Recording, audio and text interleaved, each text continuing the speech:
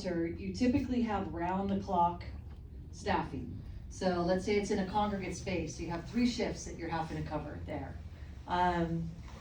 If you're opening up a shelter, you have to bring in the showers and the bathrooms and all that kind of stuff. So even if you do it in what you think of as a low-cost thing, like a tent city or something like that, like a little tent village, you have to level, you have to, there's all the stuff that's up front, but then there's the staffing costs that are a lot more intensive. And so, and it also isn't faster. And so a lot of people think that, well, when we do acquisitions, so we did a bunch of, one of the cool things that kind of came, one of the cool things, it sounds so weird saying that, pandemic was a nightmare, silver lining, is that we had tourist hotels that were suddenly available, right? And so we've been able to do these acquisitions. There was actually a couple buildings that was acquired with Prop C money, that were gonna be like tech worker housing, and then there's been like some student housing, some youth hostels, all these different things. You can acquire those much quicker than you can set up a shelter. And there's doors that lock, etc., so you don't need the same level of staffing. And so it's faster, it's often, and then there's, so even with the creation of new units, so acquisitions, you're buying a building, you get people in quick, even if you're spending a bunch of money, if you put it out on a spreadsheet over years and owning the building, the operating costs are so much lower, you end up saving money there. So it's not faster, it's not cheaper. Okay, so what you want, and what I want, nothing's, you're still homeless. Just to ask a clarifying question on that. One of the folks that spoke actually said that it was a great mistake for the city to buy all these properties because now there's no money for leasing, and that there was such an upfront cost. Do you guys remember that? Mm-hmm. There was such an upfront cost in buying all these buildings that now there isn't money to do these longer term leases because all the money was spent into purchasing these places, and so there's not a dollar left to purchase a new unit. This is what was told to us. Is that true? No, because all the purchases happened because of Prop C generates $300 million a year. That's ongoing. And then with the lawsuit, Prop C, those funds were held up in court. They couldn't be released, but they were being collected into the fund. So we had $600 million in a fund, but you really can only use those as one time. So it doesn't create an opportunity to do leasing into the future because it's not an ongoing revenue source. It's a one-time revenue source because it was from those first 2 years. So naturally, you're then gonna wanna use those for one-time costs. So, you couldn't use those for leases, that money? Well, you could, but you'd run out, you'd only have lease for a couple years or 5 years or, whatever it broke out to. And then after the 5 years, you wouldn't have the income source to continue those leases. And so, the smart thing to do is to use it for acquisitions, so then you're driving down your costs, and then you don't have the leasing costs, you just have the operating costs, so maintenance and you don't have the loan cost, all of that stuff. So you have the staffing costs ongoing, but that's the way to do it. The only other thing we could do with one-time funds besides acquisitions, really, is you can do short-term rental subsidies. So these are subsidies where, they're called rapid rehousing, where you put someone in housing for a couple years and then they take over the rent on their own. Very difficult to do for extremely impoverished people with our rent prices. It works pretty well in other areas where there's cheaper rents. And let's say it's a woman fleeing domestic violence, she gets a job, she's able to, in a working class job, afford rent on her own. Pretty difficult to do in the Bay Area. So the short-term rental subsidies, and then, aside from that, that's pretty much your choices. So before we get into, how to address street homelessness, I initially was going to start with the premise that we can all agree that permanent supportive housing is the best solution. But as I've sat here and listened to folks, and as I've actually did research for this conversation, there also seems to be an ongoing debate over whether or not that's the case. And the reason for that is when I heard Director McSpadden talk about how a majority of the $600 million that is in the budget is going towards the 15,000 folks who are currently in permanent supportive housing, if we keep building permanent supportive housing for thousands and thousands of people, that's going to start costing billions of dollars a year just to keep folks in the housing we're building for them. So my question is, where does it end? I mean, we could house another 10,000 people, But now we need $1.5 billion a year so that all those folks don't go back into street homelessness. So I guess the question for you is like, at what point do we say we have reached the maximum amount of permanent supportive housing that our city budget can fund, and we need to think about other solutions for folks who are unhoused? Well, that goes back to my original point, which is the federal government needs to step up. I mean, where does it end? It ends when we reinvest in making sure that poor people in this country have a safe and decent place to live. We used to have that commitment. We actually had a law where you had a right in the United States to safe and decent housing. We took that away from folks, and after the Great Depression, we learned a lot of stuff, and we made a lot of mistakes. A lot of the housing that was created, but we know how to do it better now. And so it ends when poor people in the United States have a safe and decent place to call home. We have to address the disparity between incomes and rent, or we'll continue to have large numbers of people experiencing homelessness. What's wrong with that? Beyond the suffering that entails for the individuals who are going through that, we're spending much more money keeping people homeless already. If we look at our numbers, in healthcare costs alone, we spend more money keeping people homeless. And so, When you say keeping people homeless, what do you mean exactly? By failed policy and refusing to invest in making sure that that people in the United States have a safe and decent place to call home. That's a non-choice is a choice. We're choosing not to act. Once we gutted and we cut, federal housing by, 78%, we continue to. That was like 4 decades ago. Mm-hmm. Every president, we continue to make that choice, and we're seeing it, and it's horrible for everyone. It's horrible for people who have to witness it. It's even worse for the people who are living it. And so those are choices that we're making. If you're homeless, and and Margot probably talked about this, but you're in all your different areas of medical after being homeless for a period of time, you're 25 years senior your calendar year. So myself as a 50-year-old woman, I'm 56, a 50-year-old woman, I present, but I'm horrible at math, I present as a 75-year-old woman, right? So, diabetes, heart disease, responsiveness, all these different things, a lot of it is due to sleep deprivation.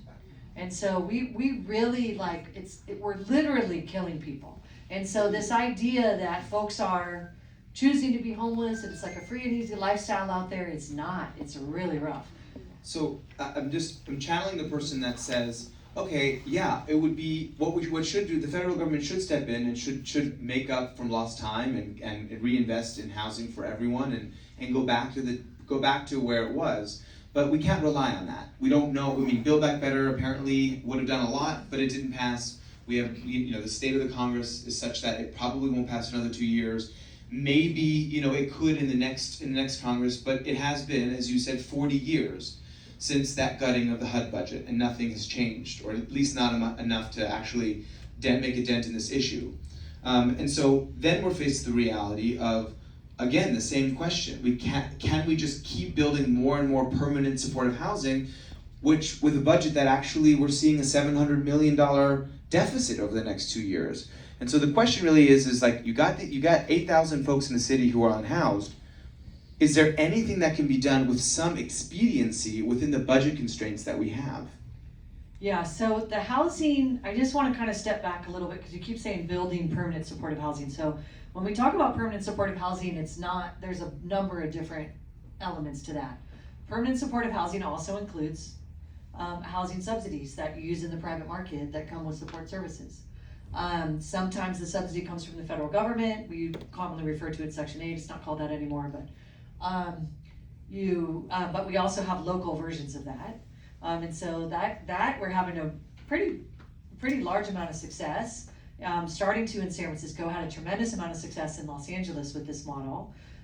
We have the construction, which is one piece of it, and I think the argument for construction is the same argument with, we want more housing, right? Because there's, this idea that there's a housing shortage, and so if we're paying to a private landlord, we're not necessarily expanding the pool, so that's another piece of the puzzle.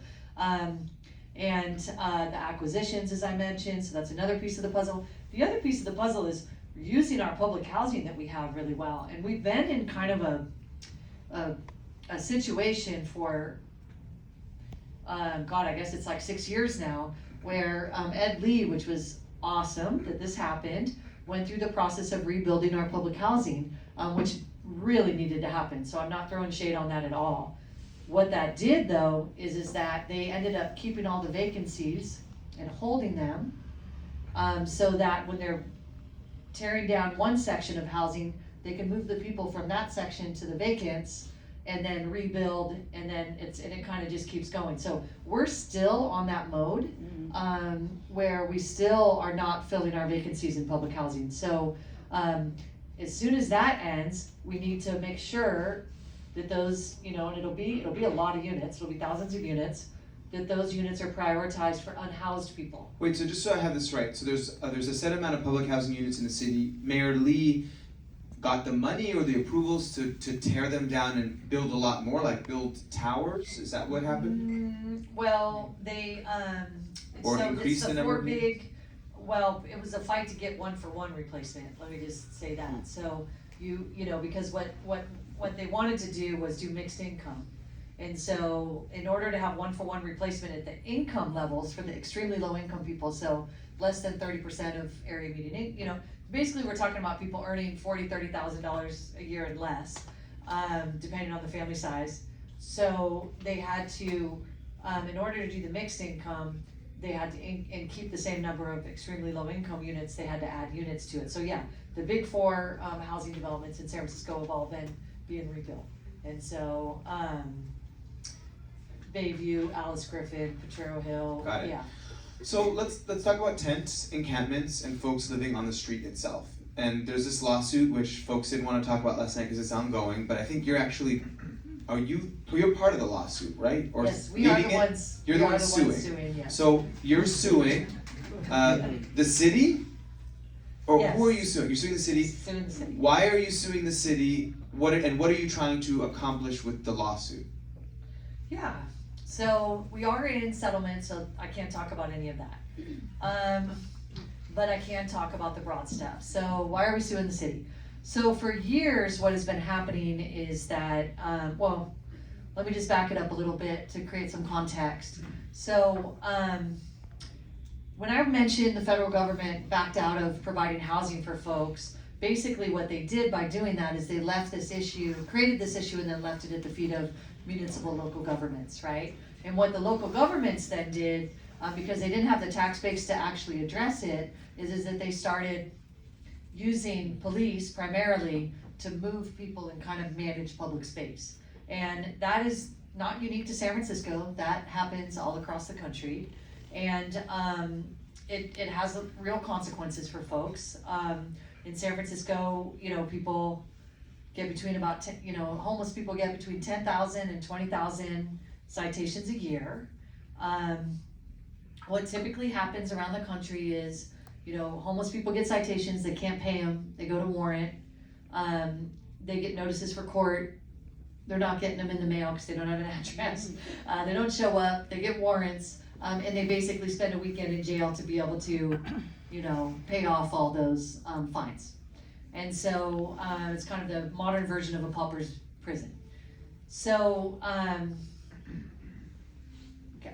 what happened was there was a court case in 2018 called Martin's that basically made a constitutional claim that giving someone a ticket for lodging when they had nowhere to sleep was cruel and unusual punishment, and that was supported in an amicus brief by the Obama's Justice Department.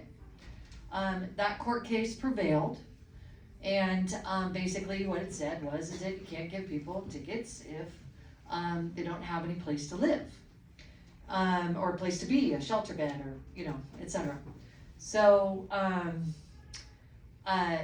in San Francisco, we've been for years witnessing the city try to move homeless people from place to place by using a couple of different methods. And one of their methods is property confiscation.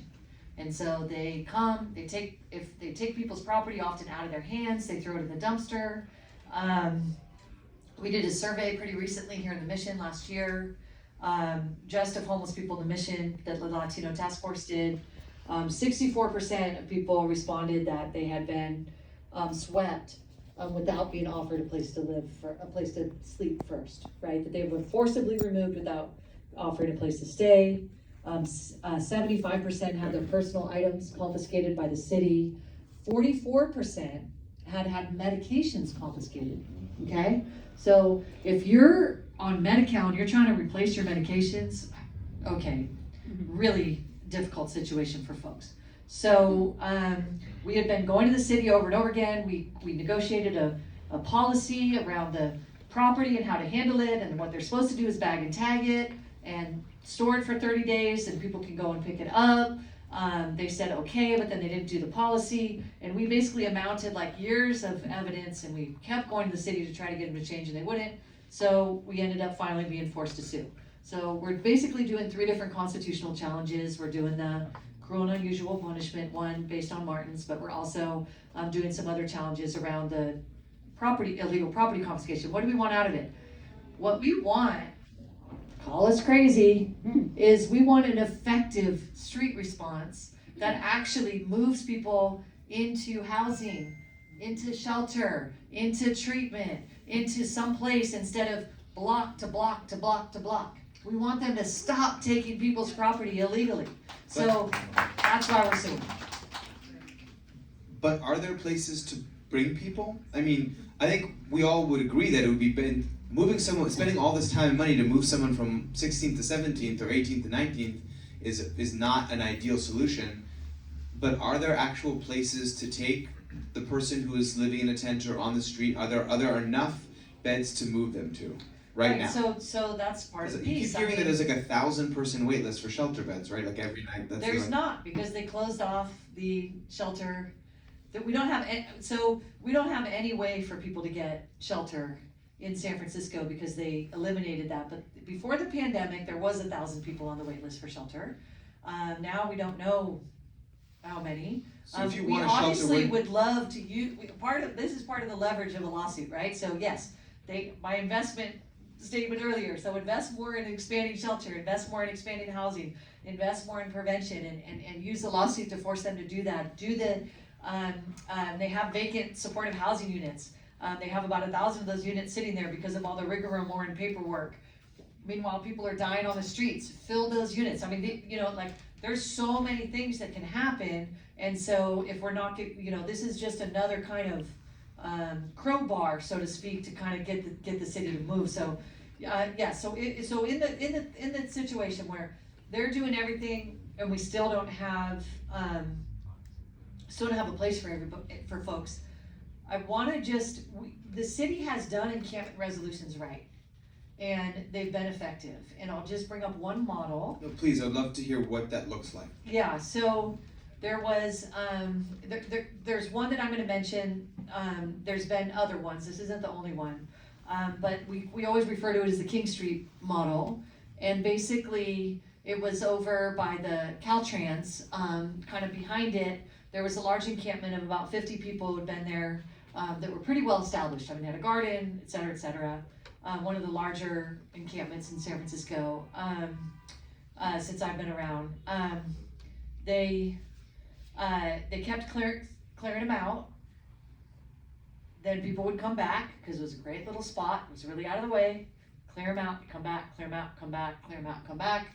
Put up a fence, cut the fence. I mean, it just, it was just like ongoing. Spent a whole bunch of money on all those clearances, just silly. So at that time, Bevan Dufty, who has been a supervisor, et cetera, he was in homeless. We worked together collaboratively with him. Basically, the idea is to spend time with folks, do the assessments, figure out what they want, and then have a process to move people off the streets. And it does take time. Like, you've got to accumulate those resources, right? So what ended up happening in that situation is that brought in a container. People said they wanted, they were really worried about their property and they wanted it protected. They're hanging on to that. It's the kind of thing that happens. People, it's the last things they have in life. put it in a in the container, and then people could keep what they wanted or get rid of what they wanted. People wanted to be housed together. They had formed a community. They wanted to be together. They ended up having 2 different buildings. People got to self-select which building they wanted to go in. Wasn't ready all at once. It was going to take time. Found an empty church. We got plenty of empty churches in San Francisco. Got the church. It was a black church, you know. Everybody moved into the church and stayed there until the housing units opened up. And then people were able to self-select. One of our street sheet writers ended up getting this really bizarre cancer, and he ended up being able to have his best friend with him who was his caretaker until he passed away. I think someone might say, after hearing that, like, that sounds great and amazing, but we can't do that for everyone, right? That a city of San Francisco or any city cannot possibly be able to accommodate in that way, with that level of specificity and desire, to anyone that wants it. And someone might say, well, I have to figure out a way to make a life for myself in this town, and I have to find a way to have a job and pay for my apartment, and you know, why should other folks who can't afford it get congregant living and a box with all their stuff in it? And you know, we can't accommodate everyone. We have to have rules, we have to have laws. You can't sleep on the street, and I'm sorry that you want to have your own unit and a place where you can access your things, but we can't do that for you. But you can't be here. So again, I'm channeling like what someone might say. So well, that's been the idea, right? I mean, that has been our homeless policy. We enforce. We make it as uncomfortable as possible for people with the idea that they'd simply disappear. We have currently today 40% of our jail population is unhoused on petty stuff.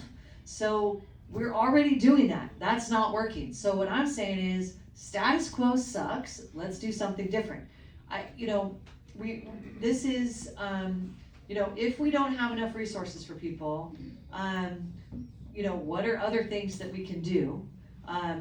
For one thing, we can expand the investments, we can do it over a period of time, and we can build to it. It's not gonna be an overnight thing.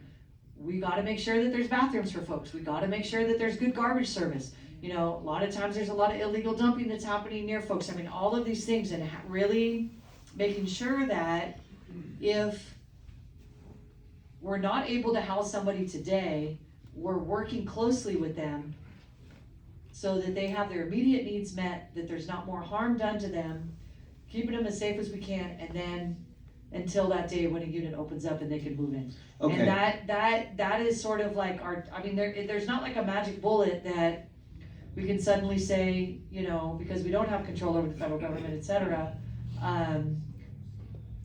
that we can't just snap our fingers and say, all right, this is gonna disappear. But enforcement doesn't work. We're already doing that. We have been doing it.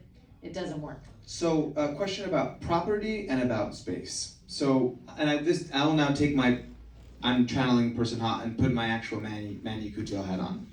A situation that we had a week ago. There was a gentleman that we know in this neighborhood, in this community, and he had 5 shopping carts full of things tied up together on the corner, blocking the street all the way down in front of La Cumbre, and taking both sides of the street, so you had to walk in between. And I spoke to the man, I said, it's a lot of things that's blocking the street, like, maybe we can figure out a better place for it. And he said, this is all my stuff. All of this is mine. No one can touch it.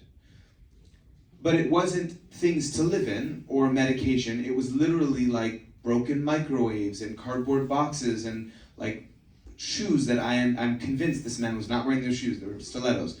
So like, I was like, well, you don't want to throw away someone's possessions, but for the person that might be walking down the street, you're like, well, some of these possessions don't seem like they're things to live with, but they're just taking up space. And so in that environment where someone is claiming ownership over things, the city came and they said, we cannot remove anything or even touch it because the gentleman is saying, these are my possessions. But in my perspective, I was like, I totally get that. I don't want to throw away your medication or even a tent that you're living in. But 5 shopping carts full of household items that you're not going to use, at what point, where do you draw the line of what is acceptable to hold on the street? Well, I mean, I think, so probably I'm going to take a wild guess here and say that individual has a hoarding problem. which is a condition that there is medication available for. And so, trying to work with the person, and there's all kinds of strategies. That's one of the most difficult issues. It's difficult for folks in housing. A lot of people lose their housing because of hoarding. And it's pretty complicated, and I've been pretty close to some people that had really big issues with that, including there's a house person who's a friend of mine, and he would not get rid of his urine or his, number two. And it takes, basically he needed some intensive mental health work and to be able to get there. I totally hear that. I guess what I'm Yeah. trying to ask is, with public space, with space that all of us have to use, and it's a delicate question. It's a question of where do we say in a society or in this city, how much public space can we allocate to folks who are suffering? And at what point do you say, I heard in Berkeley, there's a square footage that folks can use. There, if you're in a situation where you're sleeping on the street, there's amount of space that you can take up. I think when folks drive by or walk by a tent encampment, the ones that I hear about are where the tent takes up the entire sidewalk, where you cannot walk, and you have to walk into the street around it. And some folks see that and said, there's being compassionate, and then there's having no rules whatsoever. Right, well, so from a legal perspective, blocking the sidewalk is blocking the sidewalk. And so if you can't physically get past it, then you're violating that particular ordinance. And what should happen in that case in a city? Yeah, I think in terms of our lawsuit and all that stuff, it doesn't even touch that stuff. That there's nothing preventing the city from enforcing on those kinds of things. But how do you do that? If there's a tent literally on the way here, I saw a tent that took over the entire sidewalk, and I saw people walk into the street around it. Yeah. Does the city say, excuse me, you can camp here, but just your tent has to be half the size? And they'll say, well, I don't have a tent half the size. And they say, well, what is the mechanism to? Obviously, King Street would be the best, but that's absent that. How should the city try to clear a sidewalk that is taken over? Yeah, it's like I said, they can enforce on that, and they can have those conversations. But typically, for me, when I'm in conversations with folks, it's usually can, it's these things in terms of how do we coexist in space and make it work for everybody. And I think really coming at things from a respectful perspective, and an understanding and a place of love and just treating each other like human beings and trying to problem solve. We have very little storage for folks, and it would be very convenient for folks to be able to have storage that they can access and come in and out of.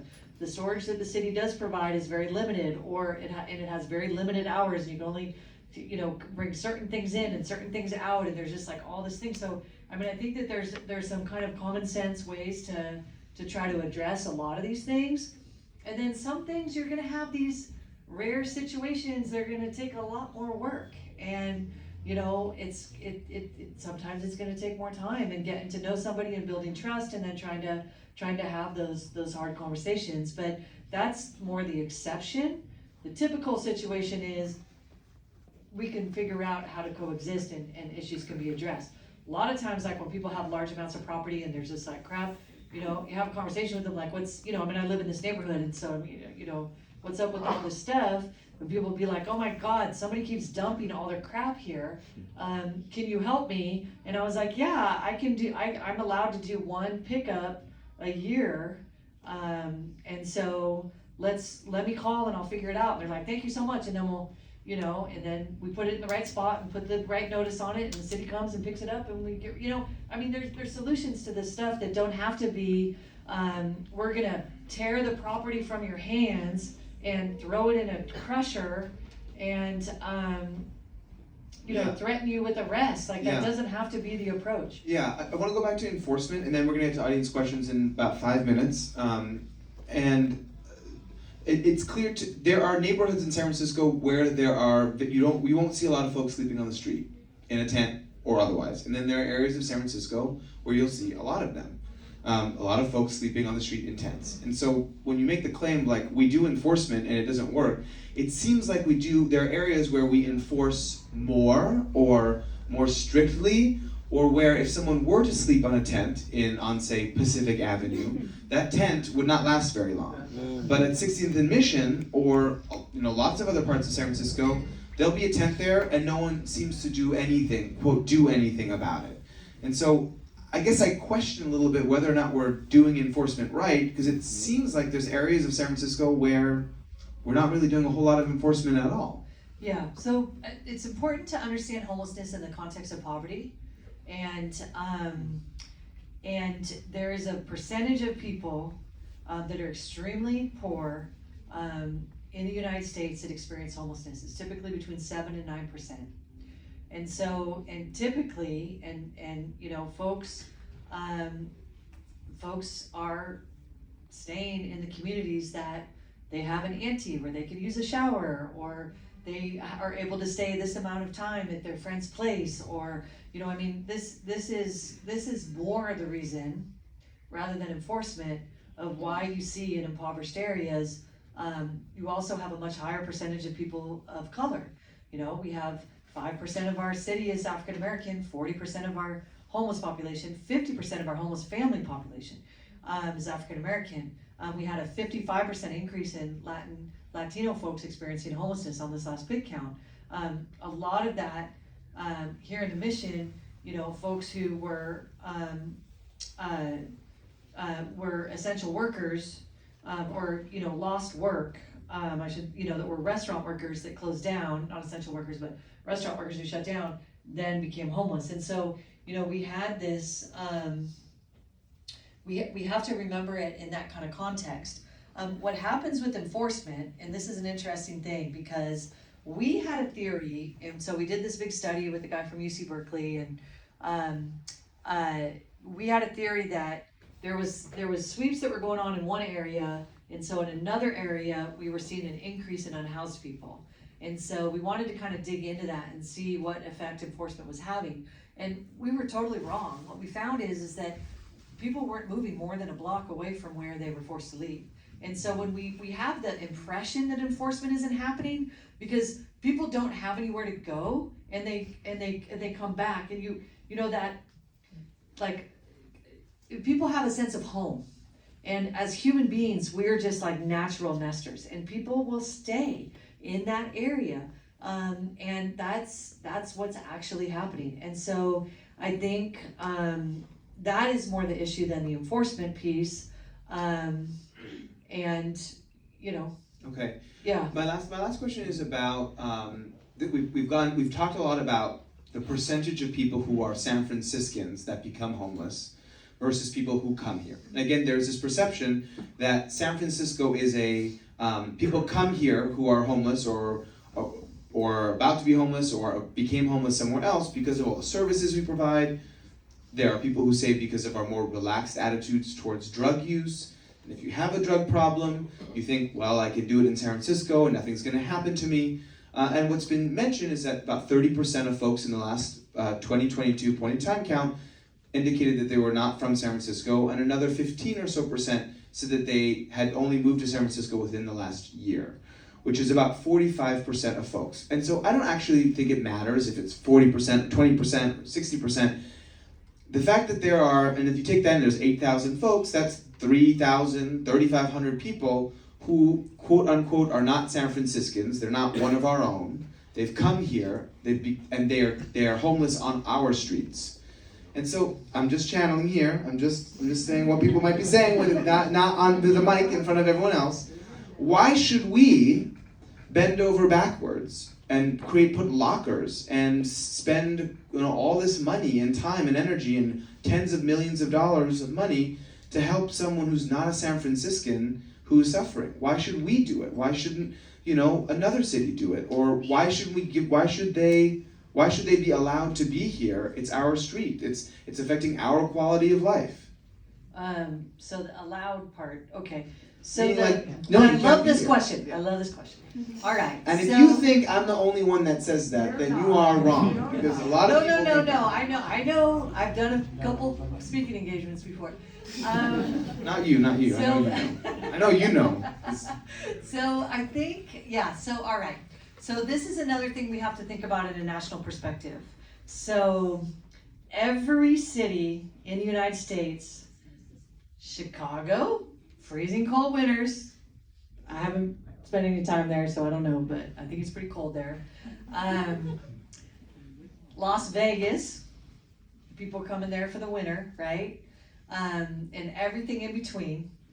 Everybody thinks I used to be the director of the coalition in San Mateo County, and all 21 cities down there think they're a magnet. I swear to God. So everybody thinks that. Everybody thinks it. Okay, so what does the facts tell us? So there is a portion of people who are unhoused who move around. Why do they move around? They move around for the same migratory reasons as anyone else, for family and jobs, right? So we're in a city, so like every other city, we have a slightly larger number of people who come from outside than in like rural areas and suburban areas where people tend to, stay there. So it's a little bit, in cities, you have a lot of folks. I bet not everybody here was born here in San Francisco. I'm gonna take a guess. So with the homeless population, you have this percentage that in every municipality, it's the same thing. Las Vegas was, did the study, they found it wasn't true. People weren't coming there for the winter. Chicago, in all these places. So for the people who are coming, typically, they're not long-term homeless folks. They're not gonna be able to get housing here because I think that's you. Sorry, I thought I turned my phone off. That's okay. This is a no shame space. You can take a second and It's turn okay. it off if you want. I know who it is. It's my hubby because I recognize the ringtone. Do you wanna pick it up? I don't wanna. I want to talk to you. I can. So I think. So we know we don't have more people coming to San Francisco than in other municipalities. We have the same portion, right?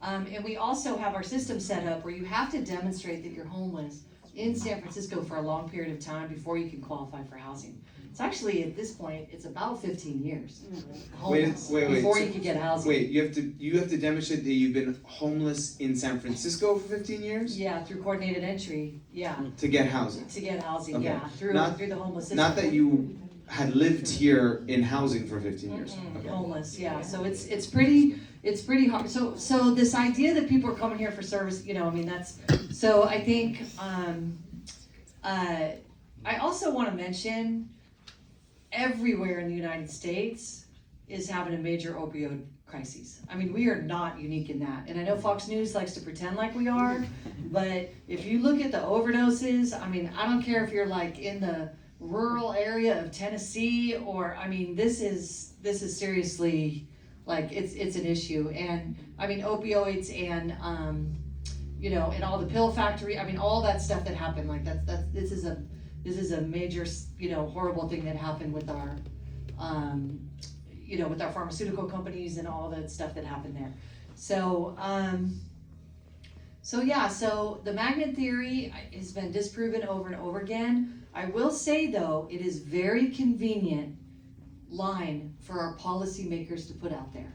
And every one of our every one of our mayors, regardless of their stripes, has used this same trope because it lets themselves off the hook. We're doing everything possible, but everybody keeps coming in from outside, so we shouldn't do any more. And it totally lets them off the hook. And that has been said so often and so repeatedly in our media, it has literally permeated our consciousness.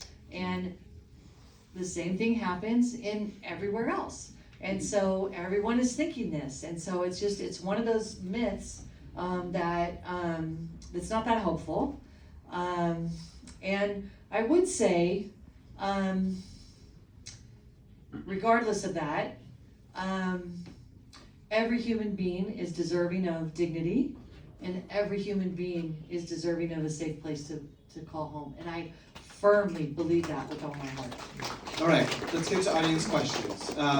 The quick ask, because I know I went over and I'm sorry, is to try to keep your questions to a minute at least and have it actually be a question if you can. Let's go to the person with the striped sweater. Angelina's gonna hold the mic in front of you. We'll try to get to as many So many questions. questions, this is so fun. Right. Get in my Could you excited talk mode. about the benefits cliff? So that's when someone is getting subsidized housing and then they get a raise and then they no longer qualify for subsidized housing, but they aren't making enough to make up for that. Okay, and actually pause if you don't mind, Jennifer. We're gonna do round robin in the beginning because I bet there's a bunch of questions. So, okay, since you're there, let's go to Eric right here. Oh, like a bunch of questions. and We're then- gonna do three. We're just gonna do three. about And can we get a pen for Jennifer as well? Do we have a pen? Anyone got a pen? Oh, we got a pen. Oh, thank you. Okay, this way we can just get through more questions and the answers can be a little bit.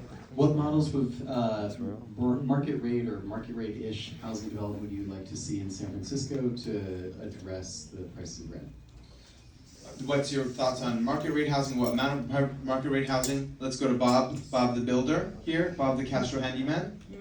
My friend John lives in a sanctioned homeless encampment at Shotwell and Cesar Chavez. It's very well run, very well organized. There are 30 well-behaved people there. In the industrial section of San Francisco, there are empty warehouses that could be leased by the city. They could get tents off the streets into these warehouses as sanctioned homeless tent communities.